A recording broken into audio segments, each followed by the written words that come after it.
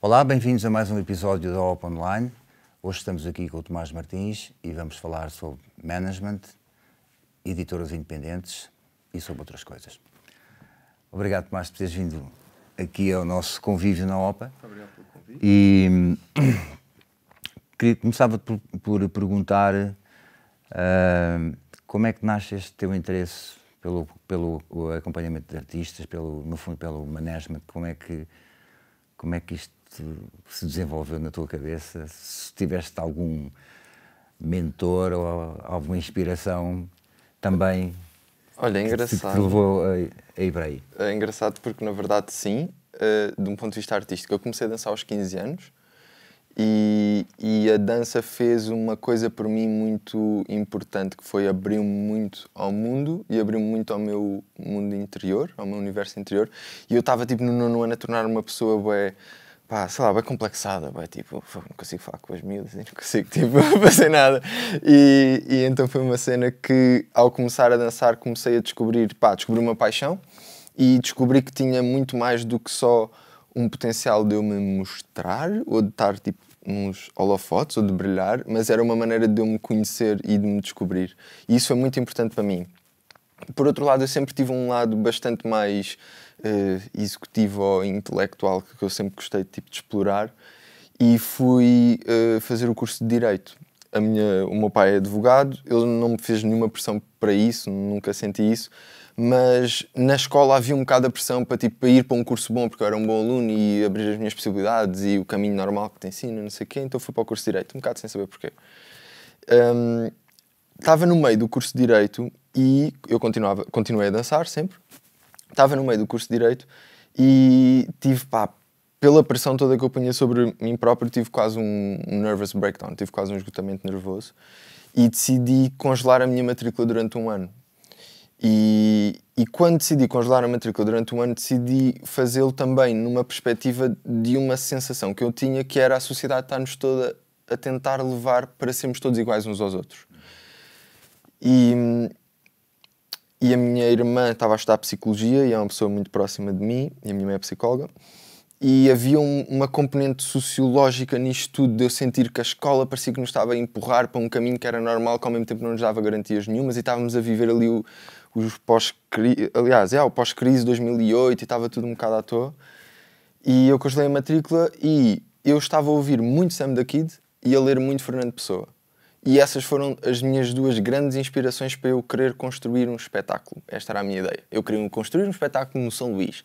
E totalmente oblivious e totalmente ingênuo, mas isso era a minha ideia. Ok, quero juntar várias formas de arte. Estavas ainda na onda do coreógrafo ou estava um ou bocado, uma coisa que já estava isso tudo? Aí já era um bocado o que hoje poderia chamar um diretor artístico de uma peça, estás a ver? Criar uma peça que implicava música, dança, teatro, com peças que tinha pensado dos da Gift e cenas,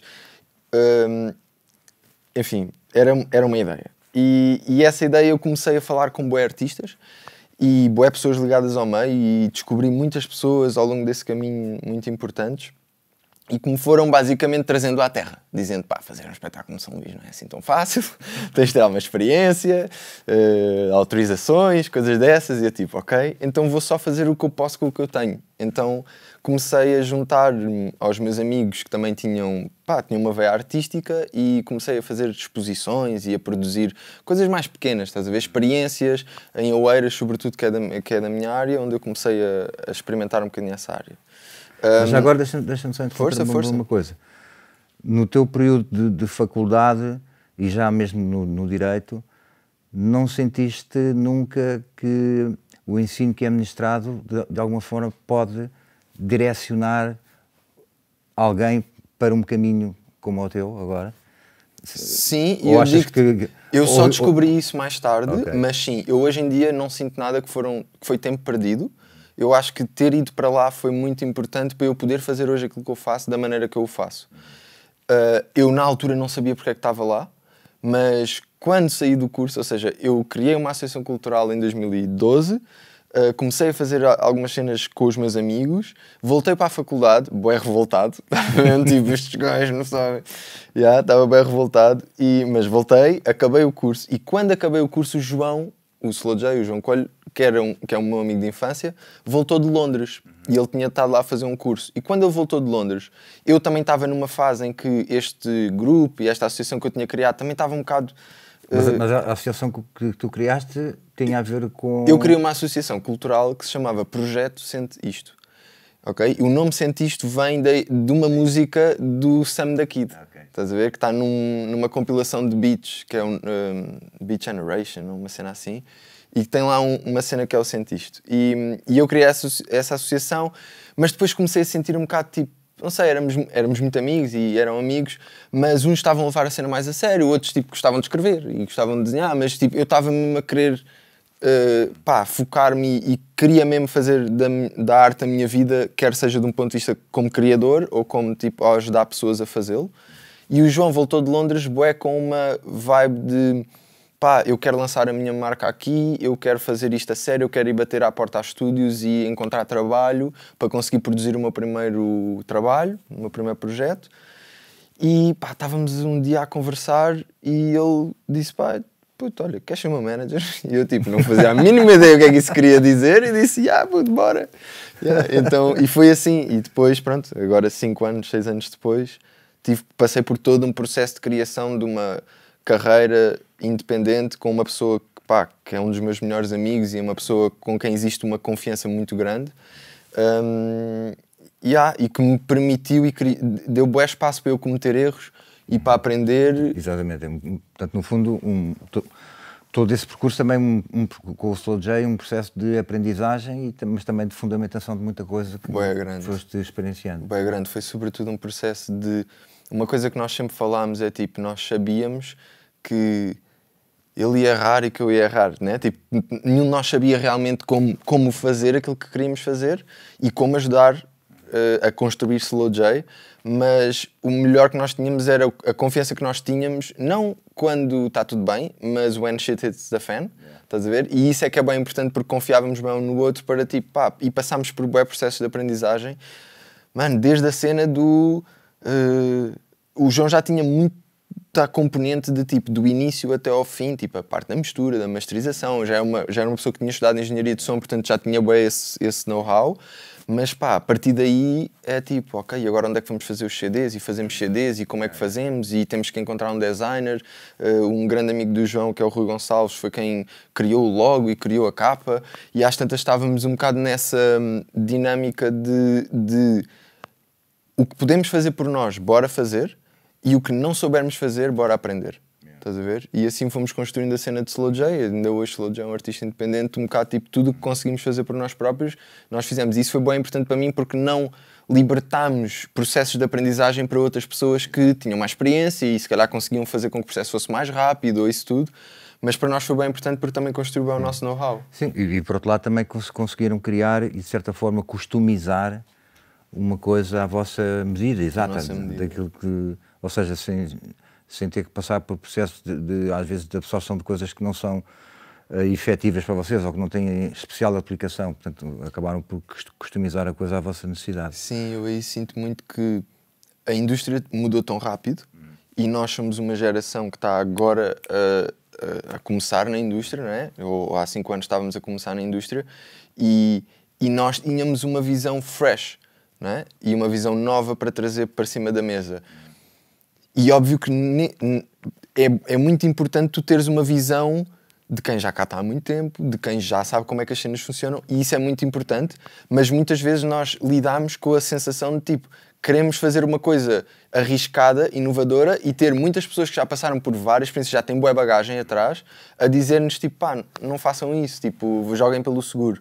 E para nós era aquela idade de tipo, não, mas se for para errar, bora errar, vamos arriscar. É o tempo de arriscar e o tempo de inovar também. Exatamente, e eu acho que isso trouxe a pouco e pouco. O João é uma pessoa com uma mentalidade super inovadora e super criativa e é uma pessoa com um centro muito próprio e acho que fomos seguindo muito a identidade do João e isso permitiu criar a cena customizada, como estavas a dizer. Eu acho isso muito importante. E o facto do João ser um gajo também muito focado contribui certamente para que as coisas ganhem desde o início uma direção. Mas vou pegar até mesmo nesse ponto para avançarmos aqui na nossa conversa, que tem a ver com aqueles que não têm essa, que não arrancam na sua carreira artística com esse foco como vocês tinham e como o João teve. Ou seja, quem está agora a começar de novo e a pôr os seus primeiros sons disponíveis no YouTube ou na distribuição digital, quais são os primeiros passos que tu achas que são recomendáveis? Ok, eu acho que é assim. O primeiro passo, eu estava, no outro dia estava a dar uma entrevista ao Rimas e Batidas e como era por e-mail tive tempo para pensar um bocado nas cenas, estás a ver? E eu acho que no final resume-se a isto. A razão pela qual tu tens o foco, que por exemplo é claro na cena do João, é porque ele gosta bem daquilo que está a fazer e porque ele acredita naquilo e dá valor àquilo. E tu não podes ter o teu valor dependente de se vais bater, se não vais bater, ok? E isso é difícil porque nós estamos-nos a expor como artistas, não é? E neste caso é um salto de fé é grande.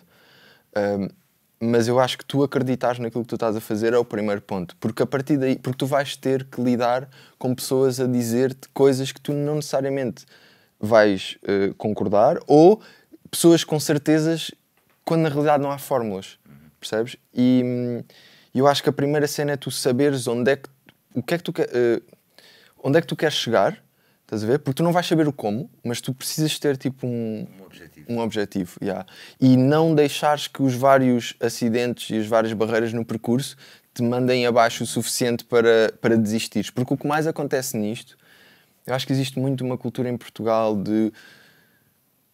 Eu acho que, literalmente, tipo, os meus pais sempre me deram bom apoio, sempre acreditaram bem em mim. Mas enquanto o João não apareceu na capa do Público, eu acho que eles ainda achavam que nós estávamos, tipo, um bocado perdidos, a brincar na cena. Percebes o que eu estou a dizer? Ou seja, quando o mundo não reconhece, tu tens um bocadinho a sensação de que o artista é um gajo que faz uma coisa que gosta e que ainda está um bocado perdido na vida. Estás a perceber? E eu acho que como existe esse estigma, depois também existe uma falta de foco do próprio artista no sentido de se profissionalizar. E, portanto, o meu primeiro foco quando tu estás a começar uma carreira e tu queres mesmo é... leva isso a sério como levas uma profissão das 9 às 5 e se calhar não é das 9 às 5, é das 9 às 4 da manhã. Estás a ver? Às vezes das 9 às 9. Exatamente.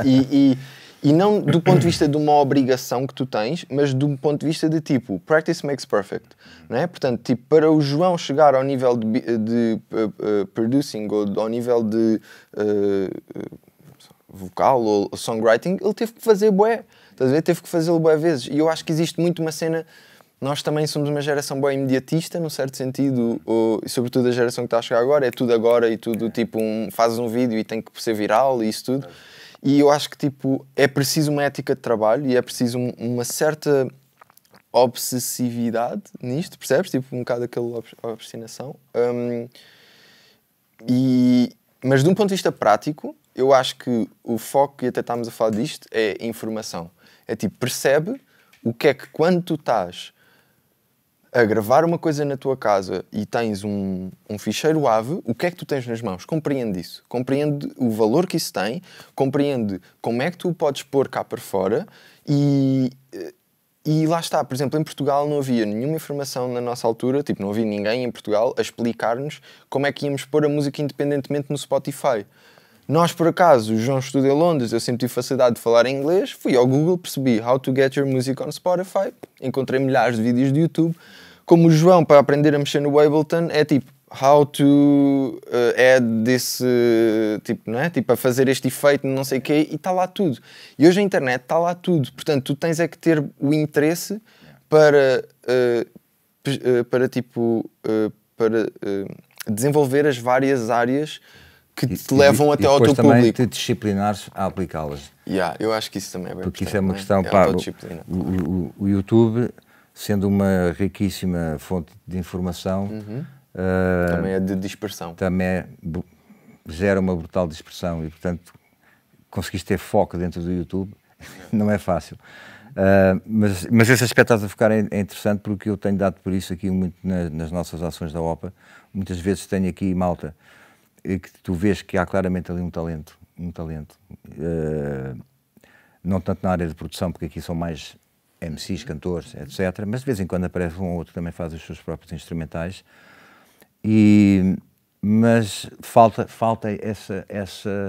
essa questão que é o levarem-se a sério. E, portanto, provavelmente muitos dos que passaram aqui nas nossas formações, na altura, ou porque estavam no liceu ou na escola e era fixe para as miúdas e ser uma MC e fazer uma coisa, e portanto até se dedicaram ali um bocadinho, mas na realidade muitos deles não se levam a sério. E ao não se levarem a sério, a sua permanência nesta indústria é volátil, portanto rapidamente se esvanece. E essa questão do foco é mesmo muito importante, e nota-se claramente, se nós analisarmos os percursos de alguns artistas portugueses, nota-se essa vertente, a questão de seres focado no teu trabalho e de seres persistente no teu trabalho, e de estás preparado para muitas vezes receber críticas que até podem ser construtivas, outras não, que são destrutivas e portanto não têm qualquer fundamento e são bullshits, mas há pessoas que não sabem lidar com isto também. E depois há outras pessoas também que pensam que, isto se calhar pode ser uma visão já de um gajo mais velho como eu que fala, mas eu também já gravei, até no meu estúdio, e artistas que pelo facto de conseguirem ter uma música no YouTube têm para eles um objetivo de vida a conseguir. E provavelmente se gravarem, quando gravam o segundo vídeo, o primeiro, que foi feito há 6 meses atrás, é um passado para esquecer. E portanto e as suas carreiras fundamentam-se um bocado nestas coisas. E eu acho que a questão um bocado está na palavra carreira, não é? Que é o quão, e tu has de ter lidado com isso, não é? Tipo, tu como nas tuas várias vertentes artísticas, quer seja como músico, quer seja por todas como produtor, como tipo, tu lidaste com imensos projetos, com imensas coisas que correram bem, com imensas coisas que correram mal, por várias razões diferentes, não é? Mas tu mantiveste, tipo, tu sabias o que é que tu gostavas de fazer e tu mantiveste nisso, por mais que seja por onde tu passaste, e tu construíste uma carreira à volta disso. E é bué diferente tu construís sucesso versus tu construís uma carreira. Claro. Não é? Eu acho que isso é muito importante, porque também vives numa era onde, tipo, se lanças um vídeo e a cena bate nos milhões, é isso que estavas a dizer, tipo, parece que mission accomplished, não é? Mas o Dr. Dre já dizia isto, né? Que é tipo, a parte difícil, não sei se sei dizer isto em português, mas a parte difícil não é atingir, é manter-te lá. Claro. Não é? E eu acho que isso é o maior desafio para toda a gente, porque fazer um single que bata não é fácil, mas não é assim tão difícil. Sim. Percebes? Pode acontecer num Pode acontecer, estás a ver? Yeah, mas construires uma carreira sólida e sustentável, eu acho que é o verdadeiro desafio. E a razão pela qual eu acho que resultou tão bem em Slow J é porque o bigger picture sempre foi o nosso foco. Estás a ver? E o foco do João em primeira instância, e isso acho que é uma cena bem importante. Por mais que as pessoas... Primeira conversa sobre o management. Por mais que as pessoas beneficiem de ter uma pessoa em quem confiam, e isto é para mim o ponto número 1 do management, que é tipo, não vais trabalhar com uma pessoa que te vende um sonho ou que tem bué reputação dentro do mercado, mas que não te conhece e em quem tu não confias como pessoa, porque é uma relação bué humana. Mas além disso, eu acho que o foco, tipo, não é a responsabilidade, mas é o maior manager de um artista é ele próprio. Percebes o que eu estou a dizer? O primeiro manager, se calhar. Primeiro manager de um artista é ele próprio. Yeah. Porque tu tens que, para tu saberes o que é que o teu manager devia estar a fazer, o que é que a tua agência devia estar a fazer, o que é que as entidades de gestão coletiva deviam estar a fazer, o que é que a tua música ser distribuída, assinares um contrato ou não assinares um contrato. Isso são tudo decisões que, por mais que exista um manager que recebe uma fatia e que se dás entrevistas ou não dás entrevistas, percebes? Todas as decisões estratégicas no final do dia é a tua cara que lá está. O nome Slow J as pessoas associam ao João, não é? E portanto as decisões dele ou as decisões que nós tomamos em equipa ou não, são decisões que vão sobretudo impactar a carreira dele, não é? E portanto acho que a ideia de alguns artistas que têm, que é tipo, eu tenho que arranjar um manager para me ver livre de certas coisas, é bué errada, porque nessas outras coisas muitas vezes estão tipo certos certas coisas que fazem muita diferença, pequenos detalhes que fazem muita diferença. Sim, mas concordas que há muita gente que pensa dessa forma? Eu preciso arranjar um manager para não ter que me chatear com não sei quantas coisas. Eu acho que há. E eu digo-te uma coisa, eu acho que parte do trabalho do manager, normalmente, e claro que é, libertar espaço ao artista para ele se poder focar na arte. Totalmente. E acho que esse deve ser o primeiro foco de um artista. Mas passar uma bola, tipo, passar uma batata quente a outra pessoa, por mais experiente ou não que ela seja, quando essa batata quente que está a passar são os outros 60% daquilo que vai construir uma carreira, desde a promoção ao marketing, ao booking, a decisões estratégicas, designs, produção de CDs, onde é que vais fazer o teu próximo concerto, esse tipo de decisões, passares isso a outra pessoa que tem tanto impacto sobre a tua própria carreira, eu acho que é acreditar num sonho que, na verdade, tipo... E com os resultados, depois acaba também por se aplicar vai sempre refletir.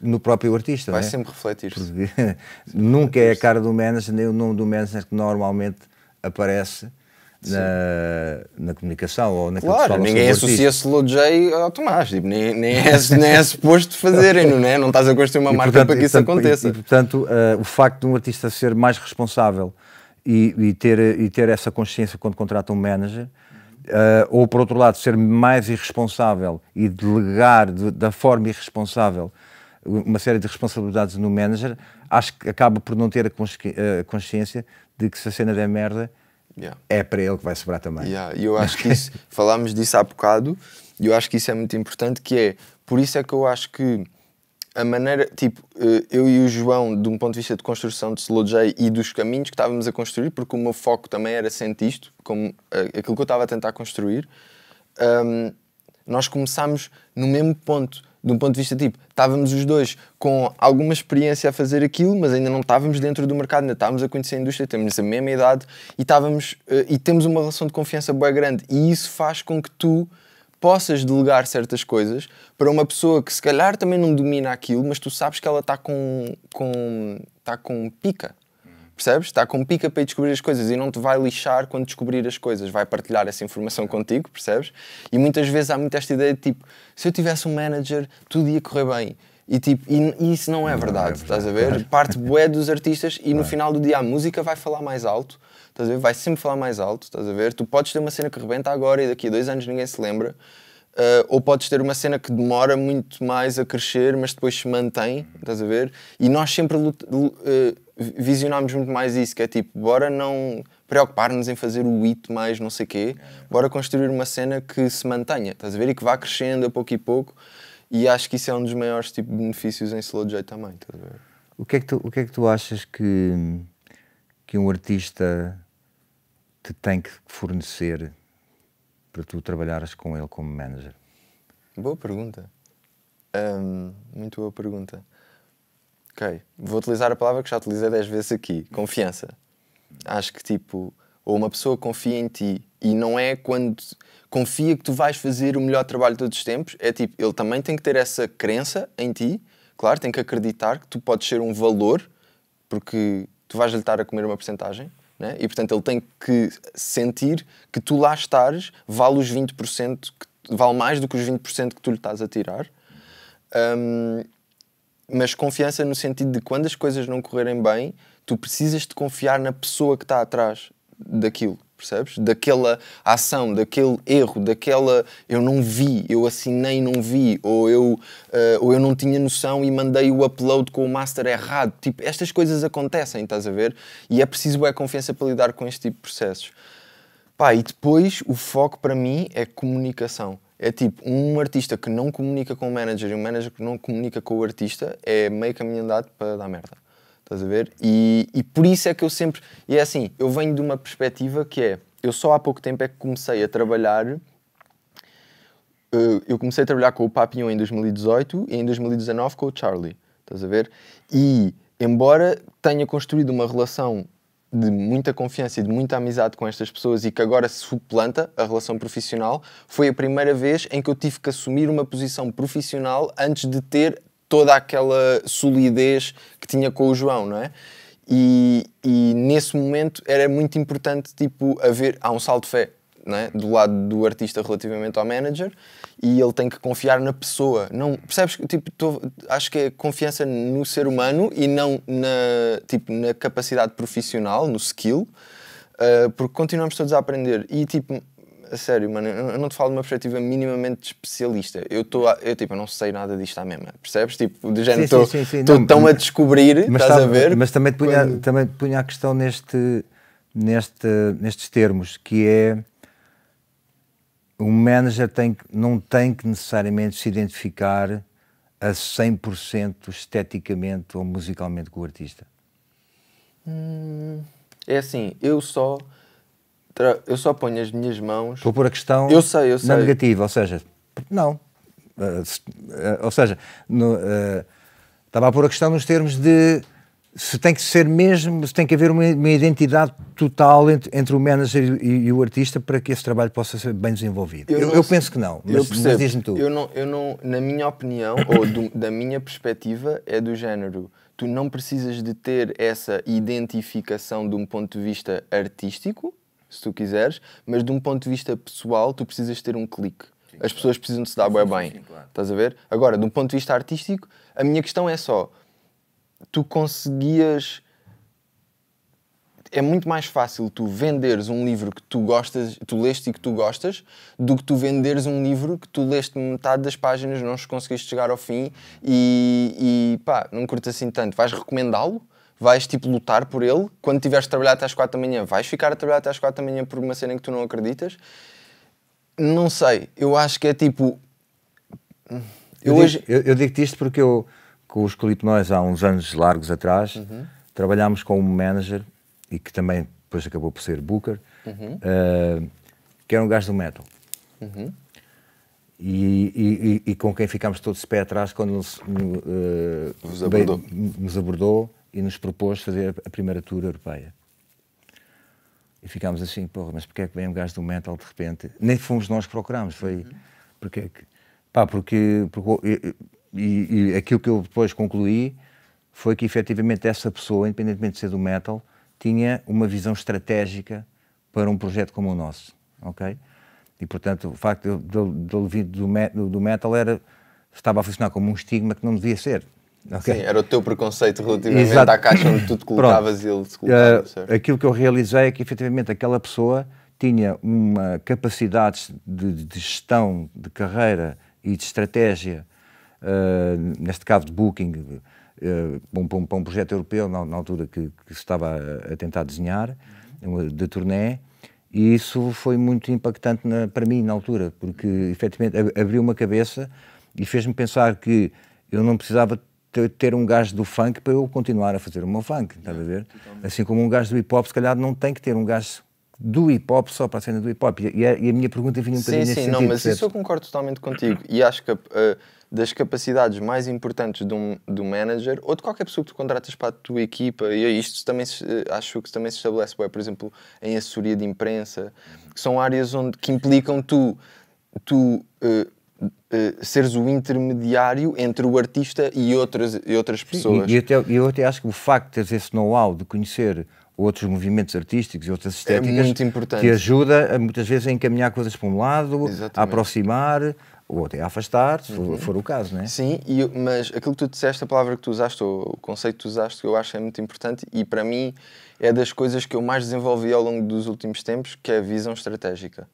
É tu teres uma visão global, holística e tipo que parte da pessoa e da identidade do artista, estás a ver? E tu percebas, sei lá, eu estava a falar disto, com quem é que eu estava a falar disto? Estava a falar disto com o Papi. O Papi vai lançar uns singles e ele, como é que eu não dou spoiler nisto? A gente corta, pronto. Pronto, mas tipo, estávamos a falar sobre... exatamente, este já passei a casa bem.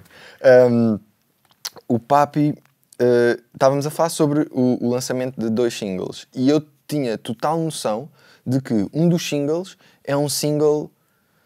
como é que eu vou te explicar? São os 2 grandes sons, ok? Eu curto bué dos 2 sons, mas um som é um som pop, rádio, estás a ver? Em que vais ter todos os mídias tradicionais, ou tudo o que seja as rádios, as cidades, as mega hits, isso tudo, é um som que é mais fácil de vender nesse âmbito, e depois tens um som bem introspectivo, um som super deep, de um ponto de vista de jogada artística, é um tipo de sonoridade, é um risco que ele está a correr, e isso também tem bué valor. Eu acho que tu tens é que conseguir ver o valor que existe neste tipo de duas coisas tão diferentes e conseguir estrategicamente desenhar algo que respeite e honre estas características e esta identidade do som, de uma maneira que maximiza, que faz com que ele chegue às pessoas que tem que chegar.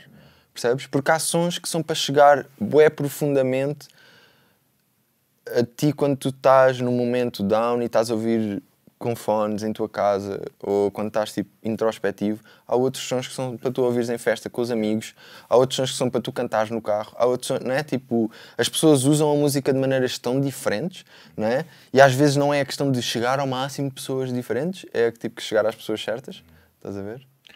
Pois, pá, eu acho que efetivamente para aqueles que nos estão a ouvir, os artistas mais novos, acho que é muito importante que possam entender que efetivamente o papel do manager acaba por ser exatamente um estratega para a sua atividade.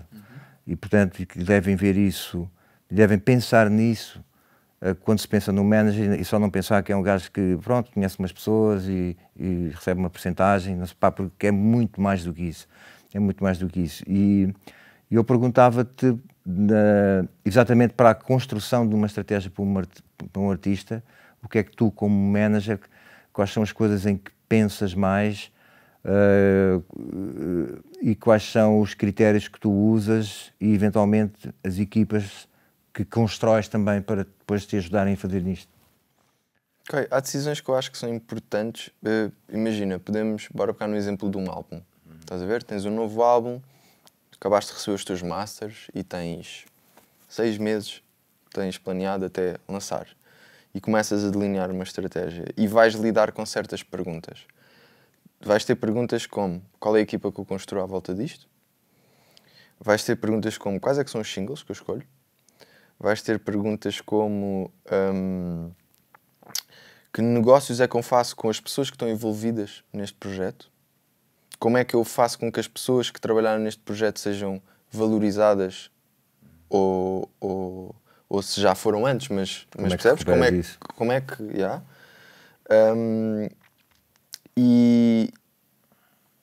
Ok, e pegando nestas três, tu vais ter que construir uma equipa que tenha confiança, tenha tempo e tenha espaço para conhecer aquilo que vão trabalhar sobre e autonomia para cada uma delas fazer o melhor daquilo que ela sabe. Hoje em dia,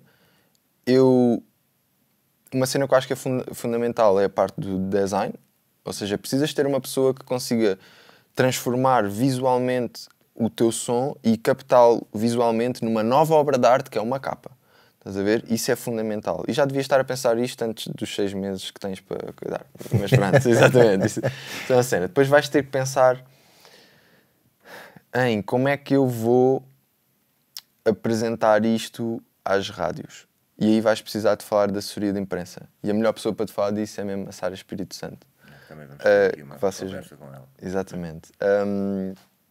Sara Espírito Santo também tem uma visão estratégica que eu admiro imenso e que é muito importante no assessor de imprensa. Que não seja só um gajo que te vai chegar e vai dizer assim: sim, eu tenho alguns contactos, tenho uma base de dados para quem eu faço uma newsletter, que até és tu que me envias o texto, estás a ver? E vou simplesmente mandar isto para as pessoas. E é tipo, eu não estou à espera disso porque eu também o consigo fazer. Eu também já fui recolhendo uma base de dados nos últimos anos. Eu preciso que tu me ajudes a pensar quais é que são as pessoas certas, qual é o jornalista com quem seria fixe o artista falar. E no fundo criar uma estratégia de comunicação também, não é? Exatamente. Ou seja, e eu acho que a estratégia, se tu estiveres a pensar numa estratégia de lançamento, tu vais ter que pensar numa estratégia de singles ou videoclipes, estás a ver? Vais ter que pensar numa estratégia de comunicação, de marketing, se quiseres, de imprensa, e vais ter que pensar numa comunicação de um ponto de vista de marketing digital. Hoje em dia é bem importante pensar nisso também. Vais ter que pensar em distribuição. Onde é que eu vou distribuir isto? Vou ter uma reunião com uma editora ou vou fazer isto por mim próprio? E em cada uma destas áreas, enquanto manager, nos primeiros anos era tipo, ok, acabámos de fazer CDs, se queres um CD, envia um e-mail para não sei quantos. Eu tinha não sei quantos e-mails a chegar à minha caixa de entrada. Olha, queres um CD? Então olha, manda-me a tua morada e manda-me um comprovativo de transferência para este IBAN. E era assim, então não estás a ver o trabalhão que isto dava todos os dias a ir aos correios, não é? Hoje em dia, se calhar, já temos um site e já temos uma equipa que trata da distribuição e já está tudo oleado e já vem tudo diretamente do site, é só tipo de coisa, e já temos um acordo com uma distribuidora para garantir que a cena chega rápido e etc. Portanto, isto é uma evolução, mas tu vais ter que conseguir, como manager, sobretudo se estás no início de carreira com um artista, tu vais ter que ser o gajo dos 7 ofícios, não é? Porque nem o artista tem dinheiro para pagar ao melhor assessor de imprensa, para pagar ao melhor gajo de marketing digital, etc. Tu agora fizeste-me lembrar, no que disseste, fizeste-me lembrar aqui um episódio da Orelha Negra, logo no primeiro álbum, quando nós começámos a pensar na cena da Orelha.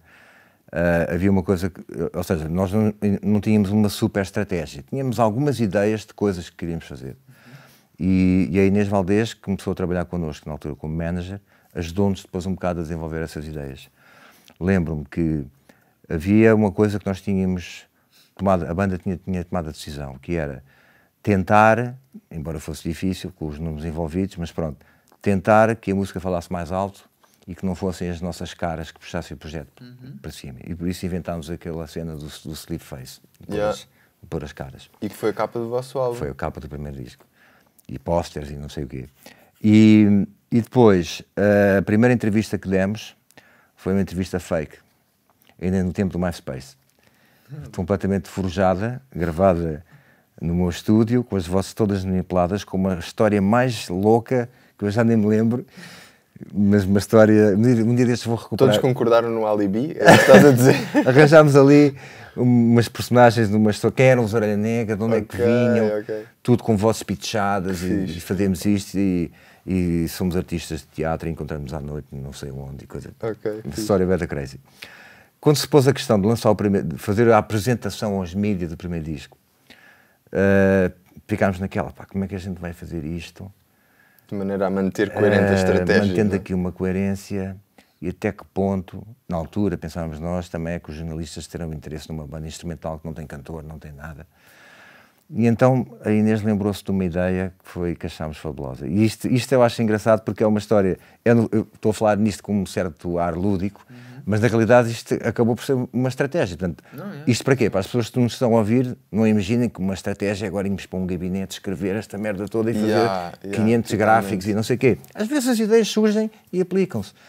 E então decidimos fazer a apresentação no São Jorge, na sala pequena do São Jorge, com a banda a tocar no palco, para um jornalista de cada vez, sem o jornalista saber o que é que ia acontecer.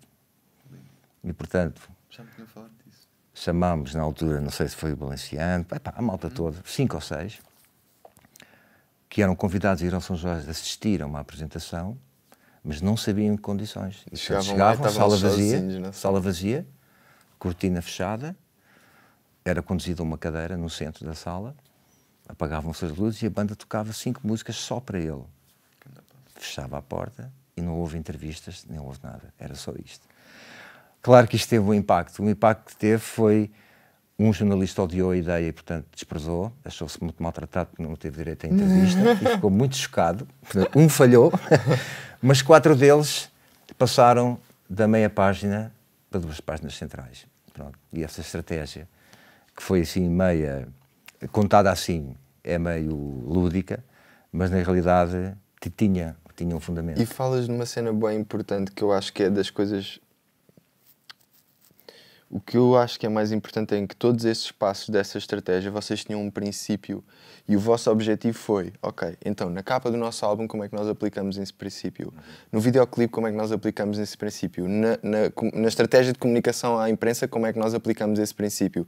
E vocês foram descobrindo quais é que eram as melhores maneiras, mas vocês estavam bem ligados à vossa fonte, que é, nós não queremos que a nossa música bata por ser o Chico, o João, o Sam, o Fred, né? Então vocês definiram isso como o vosso princípio e toda a vossa estratégia foi coerente com isso. E isso é bem importante, na minha opinião, é isso. E por isso é que uma capa é importante, ou uma newsletter é importante, ou um PR, não é? Um press release, ou por isso é que a maneira como dás entrevistas ou não, como é que tu te mostras, como é que tu te expões, é importante porque ela vai estar a apoiar o que é que a tua música representa. E para isso tu tens de perceber o que é que nós queremos representar com isto.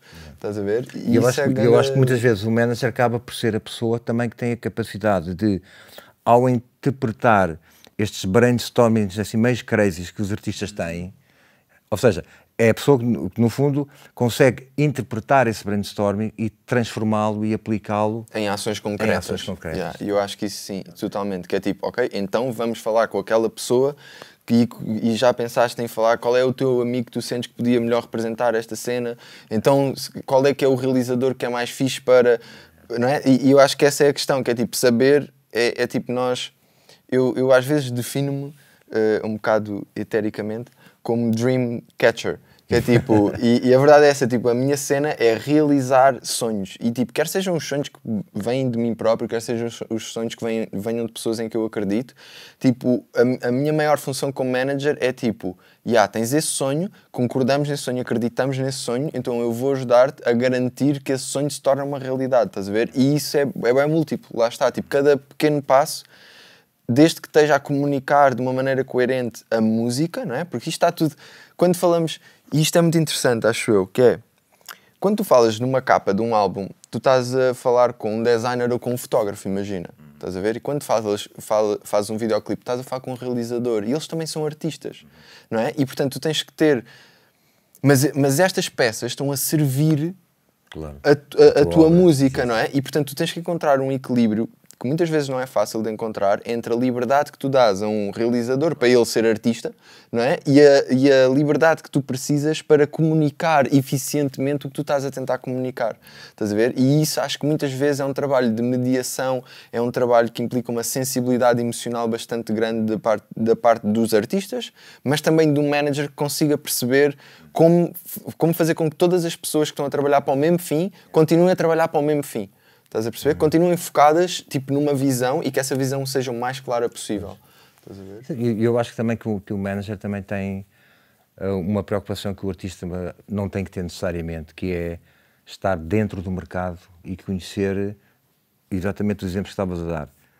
Vários pessoal na área gráfica, vários pessoal na área do vídeo, para, em função de determinado repertório, ou determinado tema, ou determinado disco, escolher ou ajudar a escolher, olha, para esse tipo de cena, se calhar aquele gajo é mais fixe, tem aquele toque mais escuro, ou tem aquele toque mais happy, estás a ver? Tal como um produtor escolhe músicos para servir um determinado projeto. Exatamente. Okay? E sabe quem é bateristas há muitos, guitarristas há muitos, mas se calhar para aquele tipo de som, aquele gajo é mais fixe, para aquele tipo de som, o outro guitarrista é melhor. Eu acho que isso é muito importante. É a noção que tu tens de todas as pessoas que trabalham na área e dessas várias áreas e quão é importante tu construir boas relações com essas pessoas e usá-las em situações que também sejam win para elas, não é? Tipo, win para elas e win para o teu artista, porque acima tu estás a... Daí eu também estar de novo a enfatizar um bocadinho aquela dica que já dei há bocado, que é um manager não deve ser uma pessoa fechada num movimento estético muito preciso, ou seja, deve ter alguma abertura para poder também partilhar e escolher coisas que estão à sua volta, não é? Concordo. E o que tu lidas muito como manager depende dos artistas, mas eu lidei muito com isto com o João, que é, ele tem uma visão muito própria, não é? E, portanto, eu muitas vezes recebi, eu tipo, e se fizéssemos não sei o quê? Não acho que seja boa ideia. E eu tipo, ok, então vou encontrar outras alternativas. E tu tens que ser tipo tens que estar orientado para as soluções. Percebes o que eu estou a dizer? E tens que encontrar uma maneira, tipo, há sempre uma solução que deixa E sobretudo procurar uma solução que não traga um novo problema. Exatamente, é isso. Tipo, há de haver uma solução que sirva os interesses do teu artista, e a visão estratégica que tu tens e que não lixe outras pessoas. Né? E há de haver sempre win-win situations. E às vezes é preciso boa criatividade e visão estratégica para conseguires fazer isso, estás a ver? E às vezes tens que ter capacidade de perceber quando não é por aqui. E se calhar já deste alguns passos nesse sentido, mas vais ter que perceber que não era por aqui. Estás a ver? E vais ter que conseguir comunicar com as pessoas e conseguir perceber nisso com as pessoas. Eu acho que isso é, pá, das cenas mais importantes nesta profissão e nesta indústria, na minha opinião, é uma comunicação honesta e sincera. Olha, e uma questão agora mais difícil. Se calhar não é tão difícil assim. Já me fizeste algumas difíceis. Quando tu vês potencial no artista, e portanto estás naquele processo em que se está a acreditar no artista, e achas que o artista per si não tem os meios para conseguir melhorar o seu produto. Ou seja, se calhar se gravasse num estúdio melhor, com outros meios, se pudesse se calhar enriquecer os seus instrumentais com músicos, é que é preciso pagar. Se o músico tem um historial até familiar de incapacidade financeira para se conseguir autonomizar, ou seja, muita gente às vezes procura um manager no sentido, preciso de um gajo que invista aqui umas massas para isto crescer. Como é que tu vês esse assunto? É assim, eu não tenho nada contra um investidor financeiro. Eu acho que um manager, em vários sentidos, pode ser um investidor porque acredita no produto e está preparado a dedicar tempo, energia e recursos a isso. Se os recursos são financeiros ou não, que seja, desde que esteja claro qual é que é o investimento. Eu posso-te dizer que no início do meu trabalho eu investia sempre 20% dos custos do artista. E a minha visão era tipo, como eu acredito nisto e vou receber 20% das receitas, eu vou investir 20% dos custos. Mas à medida que o artista foi ganhando independência e autonomia, eu percebi que não me estava a pagar o meu trabalho. Estava a pagar o meu investimento. Estás a perceber? Yeah. Agora, é assim, eu acho duas coisas relativamente ao que disseste. Primeiro, acho que se um artista precisar de investimento e houver desde o amigo, ou o pai, ou o manager, ou, percebes? Tipo, se for preciso investimento para garantir um produto de maior qualidade, e acho que se o artista acreditar o suficiente para ir comprar uma PlayStation, também tem que acreditar o suficiente para gastar 400 euros num mixer, e se não tiver esses 400 euros, tem que acreditar na obra o suficiente para ir pedir esse dinheiro emprestado. Percebes? É um investimento, é tipo, é um empréstimo, é um investimento, é tipo, acho que tens que conseguir pôr-te na posição de pedir ajuda se precisares de ajuda.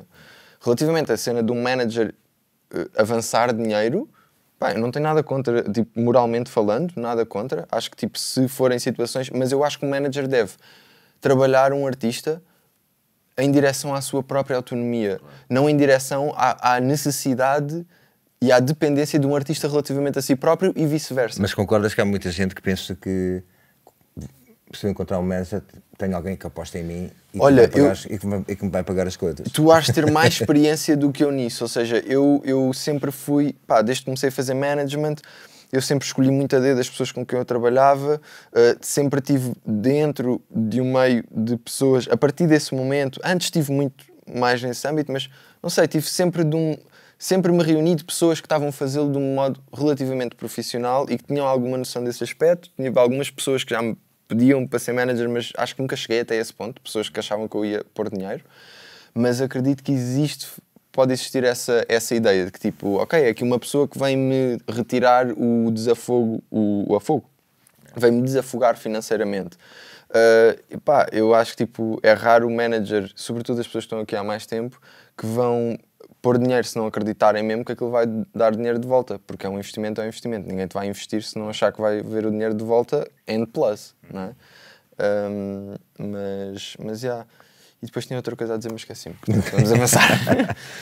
Eu acho que do ponto de vista do management já falámos aqui um bocadinho das funções e e da utilidade que tem na estratégia de carreira de um artista e tudo isso. Mas queria falar contigo também um bocadinho sobre edições independentes. Também és um entusiasta da coisa. Sou entusiasta, pode-se dizer que sim. Porquê? Que sim. Começaste logo daí ou passaste por experiências que não foram felizes? Não, eu acho que foi só... Olha, era o que eu estava a dizer no início. Nós começámos numa vibe que era o que nós pudermos fazer por nós próprios, vamos fazer. Estás a ver? E o que não soubermos, vamos aprender. E quando se tratou de pegarem 300 euros, ou neste caso foram 600, quando se tratou em pegarem 600 euros para fazer 300 cópias de CDs, e quando se tratou de os distribuir por nós próprios, e quando se tratou de pôr a música no Spotify, que era tipo o nosso verdadeiro interesse, nós vimos que a carreira estava no início. Portanto, íamos falar com uma major label, por mais que a major label acreditasse, tu não tinhas poder negocial ali. Não tinhas o que se chama leverage, né?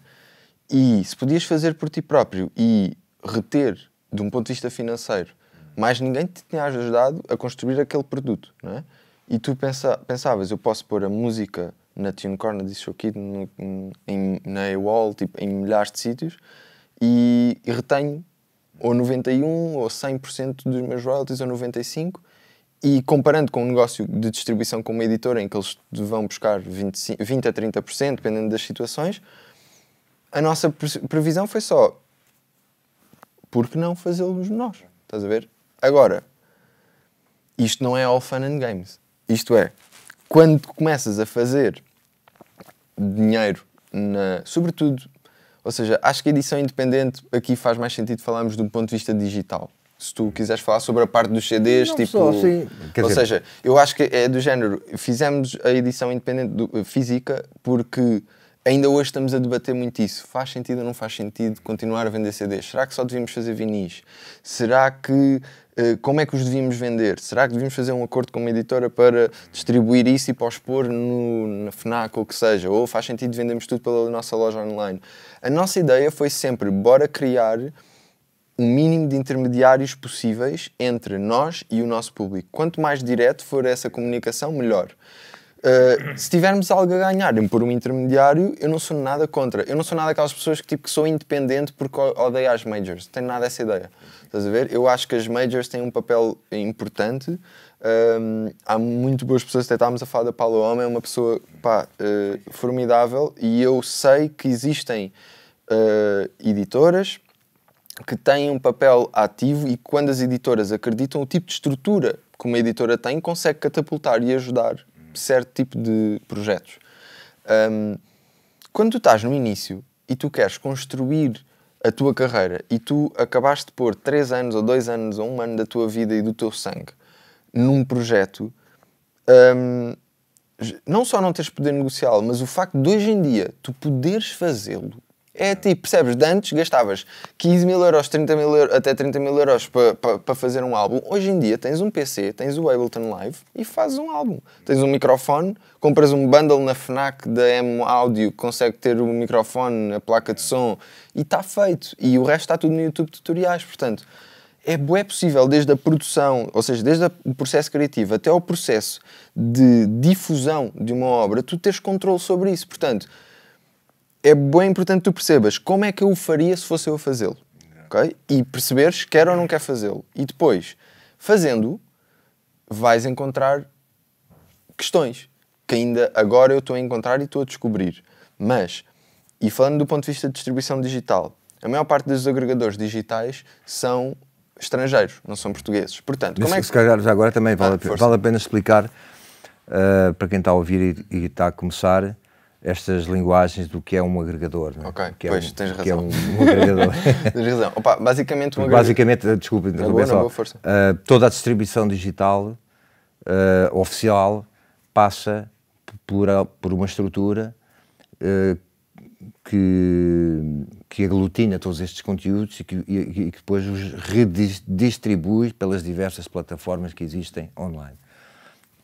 Exatamente, ou seja, Spotify, Apple Music, iTunes, Google Play, Deezer, isto já agora para dizer que, também para quem não percebe do assunto, que creio que não é possível eu ou tu irmos ali ao YouTube, perdão, ao Spotify, olha, há lá um sítio para pôr uma música, isso não existe. Exato, okay? exatamente. Tem que ser, aí temos sempre que recorrer a um intermediário. Exatamente, aí tu precisas sempre de um intermediário, exatamente. E isso é bem importante dizer, é tipo, não há uma maneira de fazeres um upload direto para o Spotify, de mandares um e-mail para os gajos e dizeres, olha, está aqui a minha música, ponham-no lá. Isso não acontece. E só há duas maneiras de acontecer. Ou é através de uma major label, ou é através de um agregador digital. O agregador digital é um serviço online que te permite fazeres o upload numa plataforma e eles, como tu bem disseste, têm um catálogo de todos os uploads que são feitos para dentro desse site e tu pões lá o teu WAV, o teu master, e pões lá a capa do teu single, escolhes a data de lançamento, escolhes a label que queres associada, escolhes o título da música, blá blá blá, tentas associá-lo ao perfil de artista. Há certos agregadores que já te conseguem mesmo associares àquele perfil de artista, porque há muitos artistas com os mesmos nomes, e alguns etc. até consegues customizar a página e tal. Exatamente. Isso são serviços que estão dentro das próprias plataformas, posso-te explicar mais tarde, mas já. E tu, com um agregador, ele simplesmente o que faz é pega na tua música e põe no Spotify, Apple Music, porque ele tem o acordo já definido. E, portanto, isso é o que se considera um agregador, porque ele agrega imensa informação, imensos masters, se quiseres, imensa música, perante a qual ele não tem um controlo, uma curadoria, como tem uma major label, que só vai assinar um contrato se gostar da tua música e se achar que ela tem potencial. Neste caso não, estamos a falar de uma democratização da distribuição musical digital. E eu acho que isso é uma espécie de prateleira global, não é? Exatamente, exatamente. E pronto, isso é um agregador. Estavas-me a perguntar se eu era um fã. Sou um fã da distribuição digital, mas que vão haver certas coisas que vais descobrir. Porquê? Porque um agregador digital normalmente é sediado ou nos Estados Unidos, há uns também tipo alemães e Reino Unido, mas tipo, a maior parte deles são nos Estados Unidos. E o que é que acontece? Tu recebes os teus royalties, ou seja, as receitas dos streams, tu recebes-os. Aquilo normalmente o que faz é, eles recebem, imagina, vamos imaginar uma TuneCore, que é o número, pronto, é tipo uma das mais referenciadas e é americana. A TuneCore vai receber do Spotify, da Apple Music Institute, de cada uma destas lojas, a TuneCore vai receber todo o bolo de todo o repertório que eles têm, de tudo o que eles agregam, e vai receber e vai distribuí-lo. Como? Ele vai pegar no teu perfil, na tua conta, e vai lá pôr, tens no balanço €1.000, $1.000. Vai-me dizer no meu, olha, tu conseguiste 2.000. E pronto, e divide pelas várias pessoas. O que é que acontece? Tu precisas de trazer esse dinheiro para Portugal, ok? E isto, de um ponto de vista fiscal, tem muito que se lhe diga, ok? E, portanto, a maior parte das pessoas, se tiveres a fazer $2 por mês, não tens de te preocupar com isso. Normalmente estas plataformas usam o PayPal. Então passam-te por PayPal o dinheiro e tu consegues utilizar uma conta PayPal para gerir esse dinheiro. Mas a conta PayPal, imagina, tem um limite de levantamento. Portanto, a partir do momento em que tu já recebeste €1.000, $1.000, $2.000, tu já começas a ter limites na tua conta. Então o que é que tu vais ter que fazer? Vais ter que, como é que se diz? Autenticar a tua conta. Vais ter que comprovar que aquela conta é associada a uma pessoa específica. Então tens que pôr o teu cartão de cidadão, tens de dar os teus dados fiscais. O que acontece? Hoje em dia a autoridade financeira ainda não tem propriamente ligação direta com o PayPal, certo? Mas o que é que pode acontecer? O IRS americano tem contacto direto com a autoridade tributária, ou seja, o IRS pode dizer à autoridade tributária que passou dinheiro para Portugal. E mesmo que isso não aconteça, a autoridade tributária a qualquer momento pode fazer uma auditoria e quando fizer e descobrir que tu puseste dinheiro no PayPal e não declaraste esse dinheiro, isso é um crime, isso é evasão fiscal. Então, há muitos artistas que funcionam desta maneira sem perceber que isto profissionalmente traz um risco, não é? Traz um risco. E, portanto, dos grandes passos da nossa profissionalização foi exatamente garantir que todo o dinheiro que nos chega através destes agregadores, quando vem para Portugal, ou através de um PayPal, mas quando vem para Portugal, é declarado que se pagam impostos sobre esse dinheiro, é um rendimento como todos os outros, percebes? E isso é importante que as pessoas percebam e percebam que isto dá trabalho. Há um acordo, eu podia-te falar disto horas, mas pronto. Há acordos sobre onde é que são pagos os impostos. São pagos nos Estados Unidos, são pagos em Portugal. Para tu não pagares duas vezes os impostos. Há acordos que são tratados internacionais entre os Estados Unidos e Portugal. Tens que assinar formulários, tens que não é só tipo pôr dinheiro no PayPal e receber o dinheiro. Nos teus primeiros $500, se calhar é, mas quando começas, se queres fazer isto a sério, é importante que tu percebas que isso implica questões fiscais e pronto. Assim como os códigos SRC, que falámos um bocado no debate com as entidades de gestão. Portanto, eu sou muito fã da distribuição digital, se tu tiver, da distribuição independente, se tu tiveres paciência, estrutura e organização, ou uma equipa, sim, estás a ver, para tratar disso, porque se não tiveres, pá, se calhar vale a pena abdicares de 20% ou 25% ou 30% para te tratarem disso e não tens de te preocupar com isso e dares-lhes os masters e eles dão-te os royalties e está feito, estás a ver? Porque uma coisa é a distribuição digital, outra coisa é a edição, não é? A edição discográfica. Eu, por acaso, também vou falar daqui a um bocado não, também vou falar com o Nuno Serrão e, sobre esse assunto, porque, na realidade, um agregador, no caso, por exemplo, da Alta Fonte, também pode ser um editor. Sim, neste caso, uma Alta Fonte é um distribuidor que está mais próximo do comportamento de uma label. Okay. Porque, na realidade, se tu não tiveres...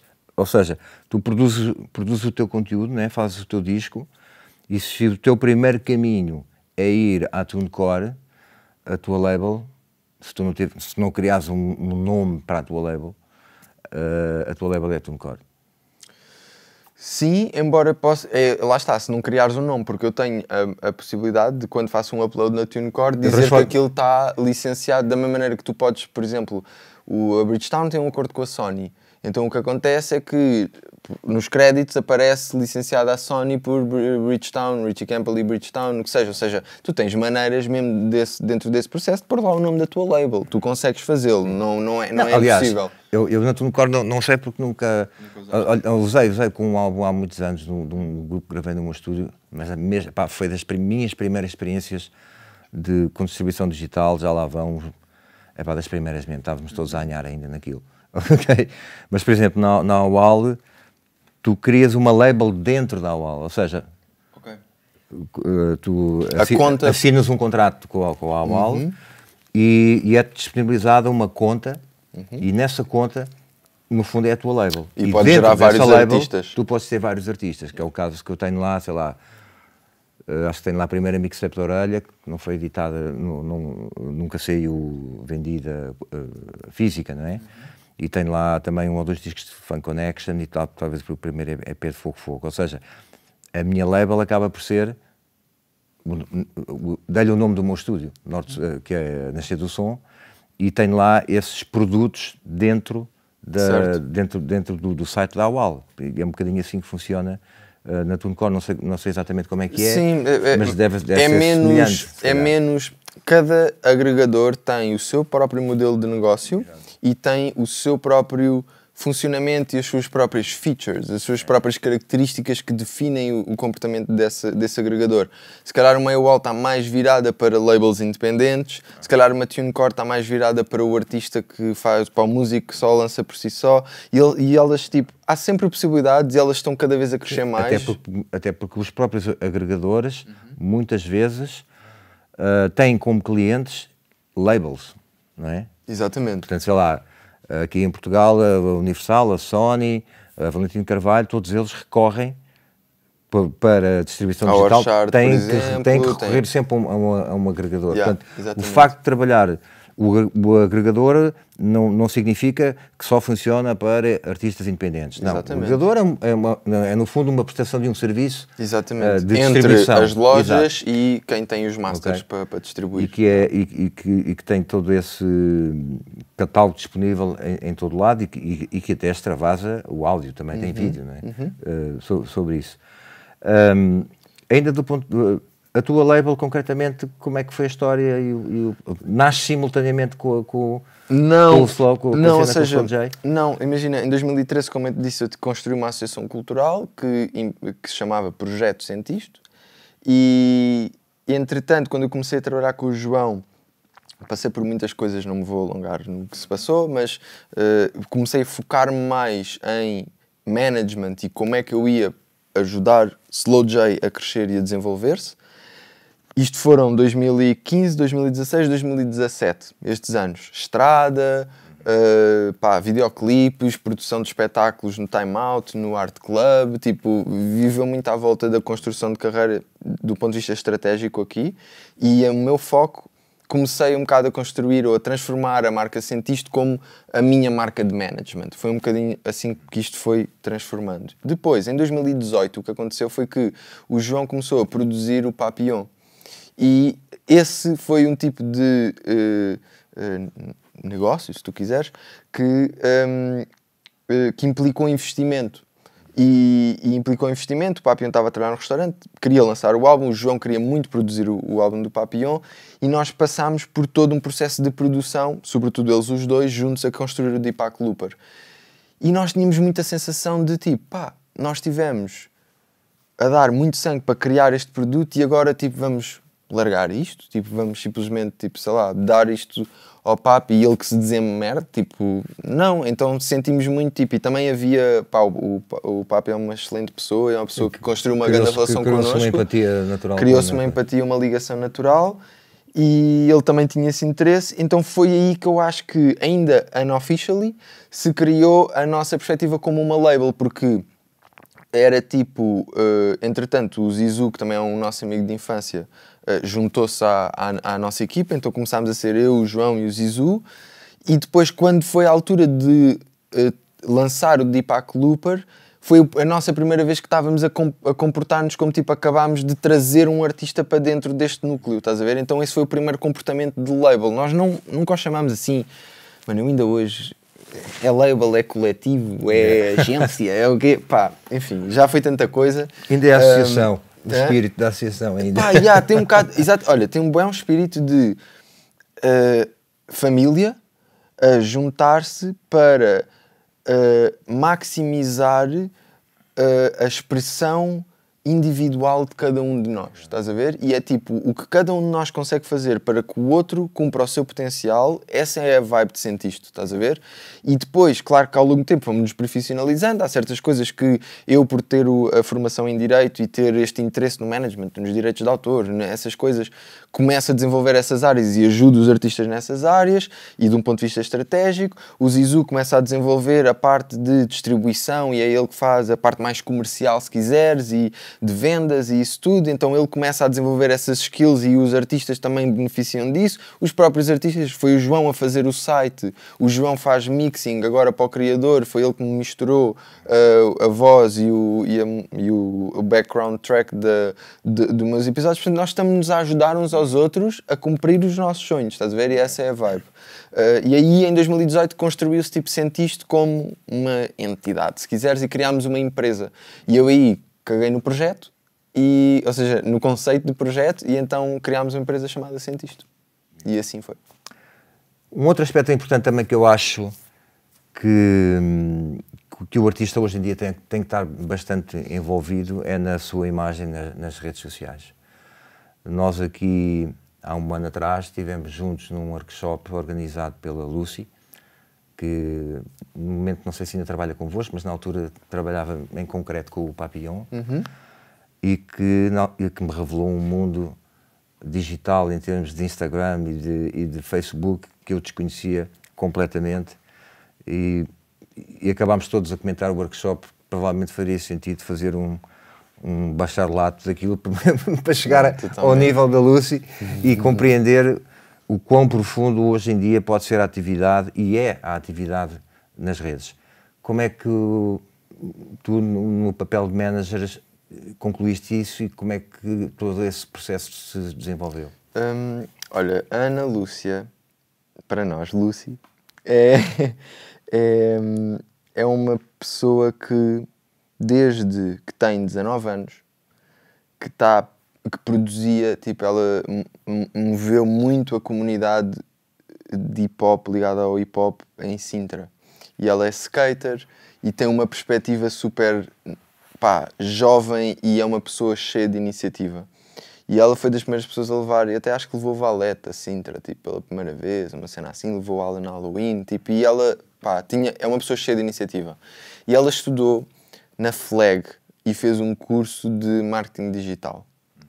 E ela sempre esteve muito ligada a essa parte da comunicação e sempre gostou muito. E o final, e ela já tinha conhecido o Papillon porque tinha ido a um concerto, ou tinha trazido os Grog Nation a um concerto que ela tinha produzido, e tinham ficado amigos, e ela tinha que fazer um trabalho de final de curso e pediu ao Papillon para tratar da estratégia digital de Papillon para o lançamento do álbum. Então ela fez o site do Papi, ela tratou tudo o que era estratégia digital relativamente a fazer os posts e que tipo de posts faziam e os destaques no Instagram e isso tudo, de maneira a construir uma identidade visual de Papillon. Esta atividade hoje em dia é muito importante. Eu não sou nada especialista nisto e por isso é que pessoas como a Lucy são importantes neste mundo. Acho que não só não ser especialista, há pessoas que têm mais tendência, mais naturalidade para lidar com esse tipo de situações, outras menos. Eu acho que como manager essa é uma parte hoje em dia muito importante que fica a par e passo com a assessoria de imprensa, dependendo do tipo de música que tu estás a fazer. Se estás a fazer música para miúdos dos 12 aos 23, 24 anos, eu não sei se devia estar assim tanto a apostar no Público, no Expresso e na rádio. Se calhar devia estar a apostar em pôr dinheiro no Facebook e no Instagram, TikToks e coisas desse género. Porque a verdade é que é aí onde está o teu público-alvo. E a nova geração comunica por aí, as minhas notícias, eu já não compro estava a falar com o meu pai no outro dia, eu já não compro um jornal há épocas, tipo, hoje em dia eu vejo as notícias no telemóvel e está tudo aqui, menos, né? E cada vez há menos, claro. Mas a internet tornou-se um meio de partilhar informação, de receber nova informação, de dar informação às pessoas e, portanto... E o meio de comunicação, básico. É o nosso meio de comunicação. Já, tipo, há pessoas que já nem... Nós já ligamos uns aos outros por WhatsApp, já nem usamos, tipo, a minha caixa de mensagens de SMS no telemóvel já é bué reduzida, já é tudo, tipo, o nosso acesso, sobretudo neste país, também é bué fixe isso, que temos muito acesso generalizado à internet já, pelo menos no litoral, diria, nas metrópoles, e isso é uma parte muito importante da maneira como consumimos música, e a cultura, não é? A arte e a música estão sempre um bocado na vanguarda desse ponto de vista. E a Ana Lúcia é uma pessoa, ela chama-se Ana Lúcia Seixo, deixo tipo o props, e ela criou a Switch Ideas, que é um bocado a marca dela de marketing digital. E na altura percebemos, ao falar com a Radar e ao Radar conhecer a Lúcia, elas falaram connosco de, olha, nós temos imensos artistas que são de uma geração anterior e que se calhar podiam beneficiar de ter tipo um workshopzinho, estás a ver, sobre boas práticas sobre isto, e lá fomos à Radar, nós também ajudámos um bocadinho a organizar a cena com ela. Isso mostra também o interesse da geração acima da nossa, de estar à frente deste tipo de situações, porque é a maneira nova de comunicar as tuas coisas. Para pessoas da minha geração, o Facebook foram montras de trabalho. Mas uma montra simples, era uma ferramenta para quem vinha do MySpace, que era uma plataforma muito eficiente, embora na altura com alguma eficácia, mas tinha aquela seca de cada vez que querias alterar o tamanho de um anúncio ou o tamanho de uma fotografia, tinhas que escrever HTML. Portanto, se não eras programador, tinhas que andar a chatear um gajo, qual é o código para conseguir construir mais 15 centímetros de altura e pôr um título em bold? Era uma seca. E o Facebook, quando apareceu, a rede, tornou a coisa muito mais fácil, e depois o Instagram. Mas para nós, artistas dessa geração, e eu ainda, apesar disso, ainda hoje vejo a coisa um bocado assim, porque eu também não sou nenhum nerd de redes. São montras de trabalho. Está aqui o meu trabalho, eu faço isto, estou a fazer isto, estou aqui a fazer isto, ontem fiz isto e amanhã estou aí para ali a fazer isto. Mas na realidade, hoje em dia, as redes são muito mais do que isso. E então, se começares a pensar mesmo como na estratégia de marketing para a carreira, extravasa muito mais isto. Toca imensos pontos. Eu até agora lembrei-me, estavas a falar disso, e lembrei-me que uma das grandes razões pelas quais nós mudámos de agregador digital foi por eles não terem um acordo com o Instagram, e nós, em certa parte do catálogo do João, que é o The Art of Slowing Down, nós não conseguimos que as pessoas fizessem uma story com a música por trás, e os gajos com quem nós tínhamos o agregador digital com quem nós tínhamos o contrato, disse-nos que não estavam a pensar no futuro próximo fazer um acordo com o Instagram. Então nós ficámos com um catálogo catálogo que agora não está no Instagram e é uma das maiores fontes, não só de rendimento, mas de promoção de um artista, não é? Tipo, eu consegui fazer tipo a minha história com os amigos, a ouvir o FEM e pôr lá a música por trás, é uma coisa importante e isso extravasa só o conceito da montra, não é? Às tantas já estás a falar de monetização, já estás a falar de streaming, já estás a falar de outras coisas e este tipo de plataforma, já estás a falar de vender o merchandising, de levar para a loja, para o teu é no fundo transformar as redes em lojas, não é? Nas tuas lojas. E há uma cena que a Lucy fala muito que é o caminho do fã, do público, se quiseres. E tu precisas de conseguir encaminhar o fã pelas tuas várias plataformas de maneira a elas chegar onde tu queres que elas cheguem. Criar uma rota quase. É uma rota, exatamente. É tipo a rota. Eu achei brutal essa experiência com a Lucy, que me inspirou até para muitas coisas aqui na OPA, para podermos aplicar melhor.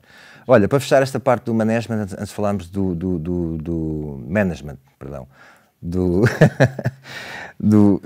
esta parte aqui, há uma questão que eu também tenho, muitas vezes penso, até porque dou aulas em escolas de som, produção musical, multimédia, etc., que é a nova geração de managers em Portugal.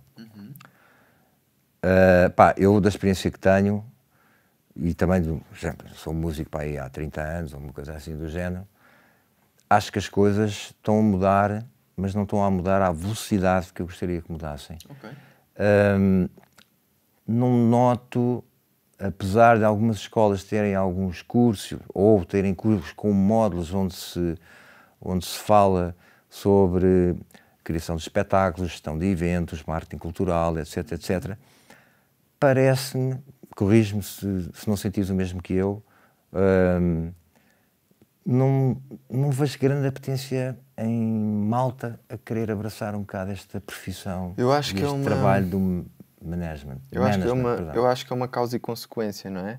Que é, quanto menos profissionalizada está a indústria da música em Portugal, menos tu chegas a esse tipo de profissões. Era como estava a falar do publishing, não é? E, portanto, quanto menos tipo de profissões tu tens nesse âmbito, menos pessoas vão procurar fazer cursos, portanto, menos universidades criam programas que vão satisfazer isso, e quanto menos programas universitários há, menos acesso à profissão existe, e, portanto, mais managers são pessoas que fizeram o curso de Direito e que depois conheceram um artista, pessoas que eram artistas e que, entretanto, começaram a tratar disso para o amigo e, entretanto, não sei o quê. Porque, na realidade, um manager acaba por ser um personagem com uma série de polivalências, não é? Totalmente. E isso está bem, não é uma competência que se vai adquirir claramente num curso ou numa escola ou num módulo. Mas também é num certo sentido. Também pode ser, não é? Tu podes-te preparar para certas coisas, e desde os direitos de autor, desde estratégia, desde finanças, há certas coisas que, aplicadas ao mundo e à indústria da música ou à indústria cultural, haveria uma grande mais-valia de ter essa informação institucionalizada num certo sentido, não é? Tipo, de haver essa informação academicamente formatada. Por outro lado, digo-te, isso não impede ninguém. Percebes o que eu estou a dizer? Tipo, eu nunca tive como manager que mostrar o meu canudo, percebes? Por ter feito o curso de Direito, isso não fez de mim mais nem menos. Há bons managers em Portugal, tipo, sei lá, tu tens exemplos como o Duda, tipo, que foi manager do Regula e depois construiu e trabalhou com o Laço durante muito tempo, e agora está em LA e está a trabalhar, e é uma pessoa, excelente como manager. E agora acho que ele já não é manager, deve ser tipo label, está relacionado com uma label, mas desenvolveu essas aptidões. O Ben da Bridgetown é uma pessoa tipo... E agora um bocado nesta nova geração, um bocadinho 5 anos abaixo, tipo... eu não conheço assim tantos managers em Portugal. Tens também o Nelson Monteiro da Think Music, mas eu acho que a questão é essa, é tipo... É um ciclo, não é? Quando não tens começa um bocado em todos nós, não é? Tipo, se eu não tivesse tido o desplante de dizer ao mundo que, olha, vou ser manager, dizer aos meus pais, olha, vou ser manager, estás a ver, de um artista que eu acredito totalmente, mas tipo, sei lá, isto daqui pode não resultar, se calhar não ia inspirar um próximo puto daqui a uns anos por exemplo, eu na minha geração, que sou um pouco mais velho do que tu, por exemplo, quando nós tínhamos uma banda, havia sempre a malta que não era músico, mas amigo da banda. E esses gajos ou se tornaram técnicos da banda, técnicos de luz, começavam como roadies e às tantas ou roadies. Exatamente. E algumas depois acabavam por ir para estúdios, Mas este lado do agenciamento e o lado do management, eu nunca senti tanta apetência para o pessoal se dedicar a isso. Sim, mas percebes porque, imagina, porque acho eu, isto é uma cena mais suposição teórica, mas normalmente o management está ligado ao business. E o business normalmente está extremamente compartimentalizado e separado da parte artística. E eu acho que, tipo, elas existem numa mesma realidade, não é? Ou seja, a arte existe como uma realidade interna e cultural, idealista, não é? Mas também existe como uma indústria, não é? E eu acho que enquanto não for visto como uma indústria que precisa de estabelecer-se de uma maneira que seja fiel ao ideal, não é? Vais ter muito menos pessoas que... tu tens muitos poucos... lá está. Se calhar tu tens bastantes advogados em Portugal especialistas em direitos de autor, mas tens muito poucos advogados de direitos de autor em Portugal que trabalhem com músicos. Percebes o que eu estou a dizer? Ou que trabalhem com artistas. Por acaso já conheci alguns, mas percebes? Ou seja, é um campo que parece que são os executivos, que são os gajos que estão nas labels. Estás a perceber? E nisso eu acho que... não sei, é um ciclo. Eu acho que sou e tenho pessoas à minha volta que são prova de que tu não precisas de um curso superior e que, para tal, e que podes ser um bom manager se tiveres interesse no mundo da arte e tiveres certas capacidades e certas polivalências e certas valências que são importantes para construir essa profissão, e cada manager tem a sua maneira de trabalhar, como cada músico tem a sua maneira de trabalhar, não é? Mas eu percebo o que estás a dizer. Eu acho que era o que eu estava a falar do publishing. Quanto mais pessoas souberem sobre direitos de autor, mais pessoas vão ver isso como uma fonte real de rendimento, mais pessoas vão perceber que fazer uma boa administração dos direitos de autor é importante e, portanto, mais pessoas vão saber como é que se faz uma administração boa dos direitos de autor. Portanto, mais pessoas vão pensar que publishing, que têm capacidades para publishing, e vou começar a trabalhar e a pesquisar e a investigar sobre publishing. Mais pessoas vão, com uma boa intenção e com uma boa ética de trabalho, vão poder propor-se como publishers aos artistas, e os artistas vão saber melhor o que é um bom publisher, o que é um mau publisher, percebes? Enquanto não existe a informação, as cenas não andam muito para a frente, percebes? Eu acho que o foco de hoje em dia, sobretudo em Portugal e na era onde nós estamos, o foco é tipo informação. Yeah. E é a propósito dessa informação e é com esse tema que vamos fechar aqui o nosso encontro, falando exatamente da tua plataforma, o Criador, que acho que é, espero que seja, que se torne na grande árvore da informação nesta área do direito de autor e não só. Fala um bocadinho desse projeto do Criador. Eu confesso que vi, foi a Inês que me recomendou para eu espreitar, que eu não tinha ainda conhecimento. Nós já tínhamos no passado, em encontros fugazes na estrada, falado um bocado sobre estas questões, daqui da OPA, etc. Mas quando vi o primeiro episódio da tua plataforma, achei brilhante, brilhante. Portanto, para tirar o chapéu. E portanto, pensei logo, não, este gajo tem que estar aqui na OPA, porque a gente tem que falar aqui de muitas coisas, e portanto, dou-te já aqui o meu mega próprio da cena e todo o apoio que nós pudermos dar. Estamos aí. Fala um bocadinho desse projeto e o que é que pretendes fazer com ele e em que pé é que está a coisa. Ok. Olha, este projeto começou... A minha primeira ideia deste projeto veio quando eu comecei a trabalhar com o João, mesmo no início, porque como fiz o curso de Direito, e eu estava-te a dizer isto há bocado, eu percebi isto. As leis estão em códigos. E as leis estão em códigos porque precisam de ser descodificadas. E isto pode ser tipo um exagero, mas na minha experiência não é. Ou seja, há uma linguagem técnica que eu tive 4 anos a aprender, como falar dessa maneira, como ler essa língua, e é o mesmo do que aprenderes uma língua nova, na minha perspectiva, ou muito próximo disso. E isso está tudo escrito de uma maneira que é um sistema fechado sobre si próprio e que constrói os vários códigos que regem as nossas vidas. E a minha primeira perspectiva era, como é que se esta lei vale para a pessoa que tem o secundário, a pessoa que tem o curso de formação profissional, a pessoa que acabou a licenciatura e o doutoramento, ou a pessoa do 4º ano. Esta lei vale para todas essas pessoas, mas só aquela que fez o curso de Direito ou aquela que tem aquele nível de habilitações é que vai percebê-la. E porquê? Porquê é que isso é assim?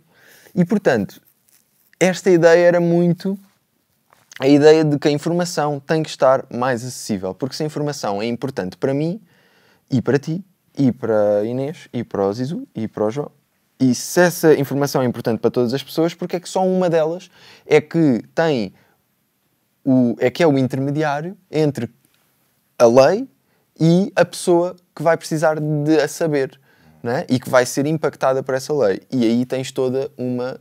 Eu não tenho nada contra os advogados, o meu pai é advogado, e como disse, há pessoas muito justas e boas, e tenho das melhores referências na minha vida de como é seres um bom advogado. E pelas razões certas. Mas eu sinto que é uma profissão que foi construída à volta da ignorância das pessoas. Não é? E isto é uma visão muito própria e um bocado radical. E talvez controversa. Mas isto foi assim que eu voltei para o curso de Direito. Voltei... mas tranquilo. Tive esta ideia muito... era importante fazer-se isto. Pronto. E até tinha isto minimamente aplicado à música. Tinha pensado, era importante que as leis fossem explicadas às pessoas de uma maneira simples e eficaz. E porque é que eu não vou a um site do governo e me explicam as leis sobre arrendamento urbano, que não é tudo locatário, tudo arrendatário, não sei o quê, das cotas. É tipo, expliquem-me isso de uma maneira que qualquer pessoa perceba, não é? Enfim, flash forward. No último ano, eu comecei a interessar-me muito por direitos de autor, porque comecei a perceber, estão aqui entidades que, com quantas mais pessoas eu falo, mais eu percebo que só eu é que as conheço. Ou que muitas poucas pessoas as conhecem e não falam com elas, e não estão em contacto com elas, e isso tudo. Então, eu por ter o background que tive, sempre pensei, tipo, calma lá, isto de direitos de autor se calhar tem algo que se lhe diga, devia perceber isto melhor. E claro que a maior parte dos artistas está tipo, Tomás, mexe lá nas leis todas e depois explica-me. Mas eu comecei a perceber que, tipo, estão aqui apoios.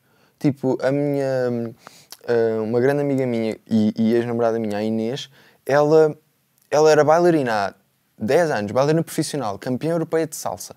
Estás a ver? Vivia da dança há 10 anos e não tinha um seguro de saúde. E eu tipo, como é que tu não tens seguro de saúde? Tu partes a perna e não só ficas sem trabalho, como não tens... Vais ter que pagar balúrdios para te tratarem, tipo, a perna. É tipo...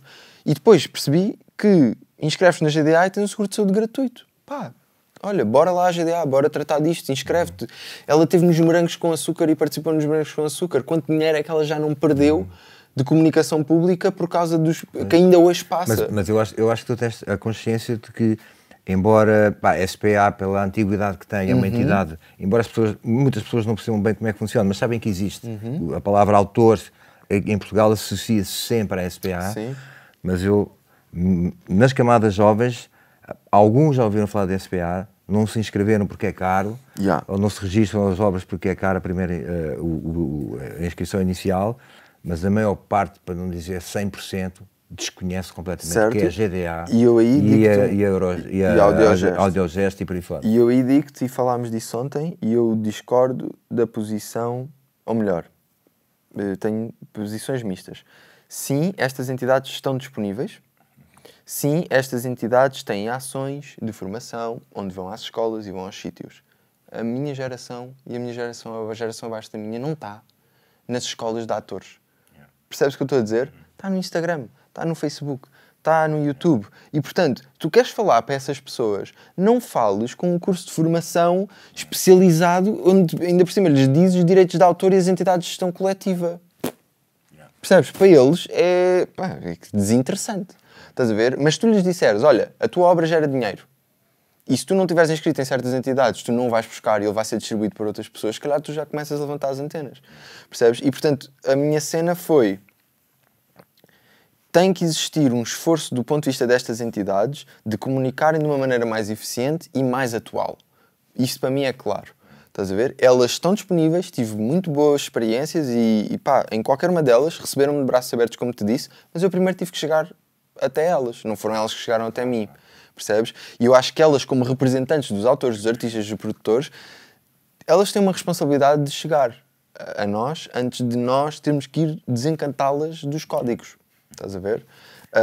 E isso é uma responsabilidade. E, portanto, todo o projeto veio da ideia de que, pá, eu estou aqui há um ano e meio, pá, já sei uma base, já consigo explicar isso a uma pessoa, já consigo, tipo, pego num papel e uma pessoa pergunta, pá, mas o que é isso de GDA, não sei o quê, e eu explico, olha, tu podes ser autor, podes ser artista, podes ser produtor. E eu expliquei isto a algumas pessoas e percebi, pá, eu podia explicar isto num vídeo simples, porque isto se calhar ia ser um benefício para muito mais pessoas e eu sempre senti, eu queria ajudar mais pessoas do que só como manager, do que só um artista, estás a ver? E como manager tu tens tipo um teto, né? Tipo, o teu dia tem 24 horas e tu podes ajudar máximo 3 artistas de uma maneira eficiente.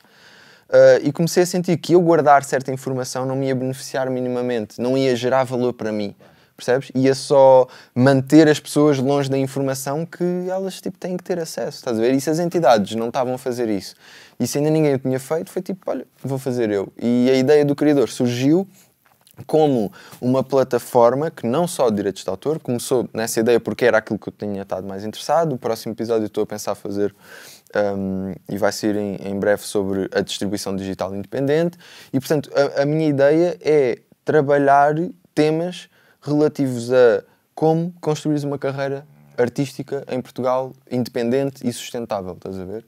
Ferramentas. E as pessoas depois usam essas ferramentas como tens noção que esta tua plataforma se pode transformar num mega consultório e que vais ter milhares de gajos a baterem-te à porta. Já tive, é bem engraçado.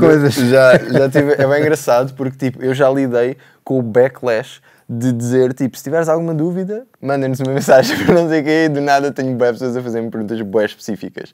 E é difícil não transformares isso numa consultoria. Olha, eu estou bem num ponto que é a informação que eu tenho e enquanto eu conseguir gerir e fazer, isto deu-me bué prazer fazer. E desenvolvi bué skills, desde estar tipo, a falar em frente a uma câmera mesmo, tipo, morto da vida, tipo um zombie, até ver isso e perceber, ok, tens de ter um bocadinho mais de energia e até tipo, perceber como é que edito os meus próprios vídeos, como é que capto o meu som, como é que as animações, como é que eu faço as animações e isso tudo. Porque és tu que fazes tudo, não é? Porque a ideia era essa, como é que eu faço uma coisa onde eu não esteja dependente de outras pessoas? Porque esse é o lado difícil do management de lidar. Se o artista quer, tu fazes, se o artista muda de ideias, tu estás limitado e dependente da posição do artista e é assim que deve ser, porque a carreira é dele. Mas a minha ideia era tipo, eu preciso de fazer uma cena que venha do meu... da minha necessidade e que dependa só de mim. Que isto avançar dependa só de mim. E pronto, e fiz o primeiro episódio e pronto, lidei um bocado com as minhas noções de perfeccionismo, porque ainda não está lá, e o tom, e não sei o quê, mas pá, foi bué do género, tipo, pá, eu tenho que pôr isto cá para fora e a partir daqui vou descobrir qual é o próximo. Tenho o interesse não só de o fazer neste formato de ser eu em frente à câmara a explicar, gostava de falar com certas pessoas especialistas em certas áreas sobre alguns temas. E, portanto, aquela conversa que estás a ter comigo é um do tipo de formatos que eu gostaria de ter com pessoas que admiro e com quem tenho aprendido imenso e que permita, sobretudo, gerar diálogo e gerar consciência, tipo, share a light em alguns tópicos que eu considero que são importantes se tu quiseres fazer isto a sério. Se queres fazer isto a sério, tens que perceber o que é que são direitos de autor, tens que saber o que é uma agência de booking, tens que perceber o que é que faz um manager, tens que perceber o que é que como produtor, pá, ganda clássico, tipo, os produtores não sabem o que são royalties, negociam só SPA, não vendem os beats deles, tipo, não sabem o que é que significa fazerem um beat e darem-no a um artista que vai durante anos estar a dar concertos com essa música e a fazer dinheiro de streaming e a fazer dinheiro de CDs e não negociam nada porque não dão valor a si próprios e a minha dica é só essa, tipo, o máximo que eu conseguir ajudar para dizer às pessoas aquilo que tu fazes tem valor, dá-lhe valor, eu vou fazer. É um bocado isto. Acho excelente e é com esta mensagem que vamos terminar este episódio da OPA Online. Mais uma vez, obrigado ao Tomás por teres vindo. Obrigadão mesmo pelo convite. E fiquem atentos, temos mais assuntos para tratar e acompanhem aqui as nossas entrevistas. e debates e depoimentos. Fiquem bem.